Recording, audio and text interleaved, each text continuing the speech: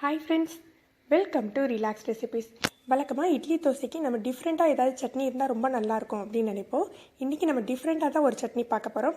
மல்லி சட்னி, அதாவது ஆந்திரா ஸ்டைலில் மல்லி சட்னி எப்படி பண்ணலாம் அப்படின்னு இன்றைக்கி நம்ம பார்க்கலாம். வாங்க, இதுக்கு என்னென்ன பொருட்கள் தேவைன்னு பார்த்துடலாம். இதுக்காக நான் ஒரு 2 கட்டு மல்லி இலை எடுத்து வச்சுருக்கேன்.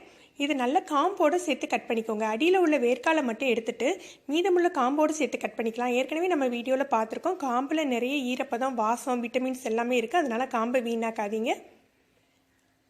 ஒரு பெரிய தக்காளியாக 1 எடுத்து கட் பண்ணி வச்சுக்கோங்க. சின்ன தக்காளியாக இருந்தால் 2 எடுத்துக்கோங்க. 2 அல்லது 3 பச்சை மிளகாய், ஒரு பெரிய டேபிள் ஸ்பூனுக்கு உளுந்தம்பருப்பு, அப்புறம் தாளிக்கிறதுக்கு கடுகு, உளுந்தம்பருப்பு, கருவேப்பிலை இதை தனியாக எடுத்து வச்சுக்கோங்க. கல் உப்பு வச்சு தான் நம்ம இன்றைக்கி சட்னி அரைக்க போகிறோம். அதனால் கல் உப்பு எடுத்துக்கோங்க. இது போக நமக்கு வேறு என்ன பொருட்கள் தேவை அப்படின்னா, ஒரு 3 அல்லது 4 காஞ்ச மிளகாய் எடுத்துக்கோங்க. ஒரு 4 பல் பூண்டு, ஒரு துண்டு இஞ்சி, ஒரு துண்டு புளி. இஞ்சியை பொடி பொடியாக கட் பண்ணி வச்சுக்கோங்க. இப்போ இது எல்லாமே நம்ம வதக்கி தான் அரைக்க போகிறோம். அதனால் ஒரு பேனில் கொஞ்சமாக எண்ணெய் சேர்த்துக்கோங்க. நான் இங்கே செக்கெண்ணெய் அப்படிங்கிறதுனால கொஞ்சம் தாராளமாக சேர்த்துக்கிறேன். உங்களுக்கு தேவைப்பட்ட அளவு எண்ணெய் சேர்த்துக்கோங்க. இதில் நம்ம ஒவ்வொன்றையாக வறுத்து எடுத்துக்க போகிறோம். முதல்ல உளுந்தம்பருப்பு சேர்த்து நல்லா சிவக்க வறுத்துக்கலாம். ஆந்திராவில் இதோடு சேர்த்து விதை கொத்தமல்லி 1 டேபிள் ஸ்பூன் சேர்த்துப்பாங்க. நான் விதை கொத்தமல்லி சேர்த்துக்கலை.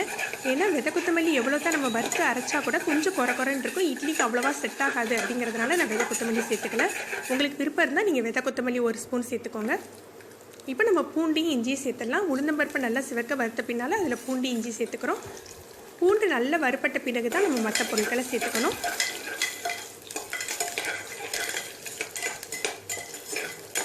பூண்டு நல்லா வதங்கினாக்கில் நம்ம மற்ற தக்காளி, மிளகாய் வத்தல் எல்லாத்தையும் சேர்த்துக்கலாம்.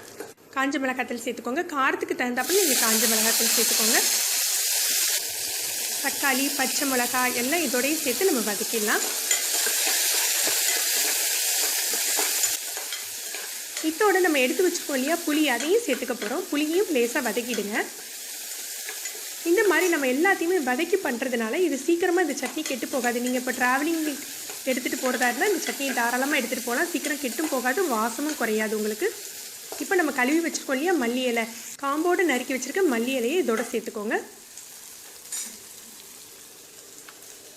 மல்லித்தலையை சேர்த்து அதில் உள்ள ஈரம் போகிற அளவுக்கு நம்ம வதக்கிடணும். ஏற்கனவே நம்ம தக்காளி சேர்த்துருக்கிறதுனால அது கொஞ்சம் தண்ணி விட்டுருக்கோம். அந்த தண்ணி வத்துற வரைக்கும் நம்ம வதக்கி எடுத்துக்கோங்க. இது ரொம்ப நேரம் ஆகாதுங்க. ஒரு நிமிடத்தில் அந்த தண்ணியெல்லாம் வற்றி நமக்கு நல்லா வதங்கிடும். அதனால் மிதமான தீயில வச்சு நீங்கள் வதக்கிக்கோங்க. ஆந்திராவில் இந்த மாதிரி வதக்கி அவங்க நம்ம சட்னி மாதிரி அரைக்காமல் கொஞ்சம் குறைன்னு அரைச்சிப்பாங்க. குறைன்னு அரைச்சி இதை பச்சடி மாதிரி யூஸ் பண்ணுவாங்க. அது ரொம்ப நல்ல டேஸ்ட்டாக இருக்கும். நீங்கள் அந்த ஸ்டைல்லையும் ட்ரை பண்ணி பார்க்கலாம். கொஞ்சம் குறைப்பாக அரைச்சிட்டு நம்ம அதை தயிர் சாதத்துக்கு வச்சு சாப்பிட்ற மாதிரி பச்சடி மாதிரி கூட பண்ணிக்கலாம்.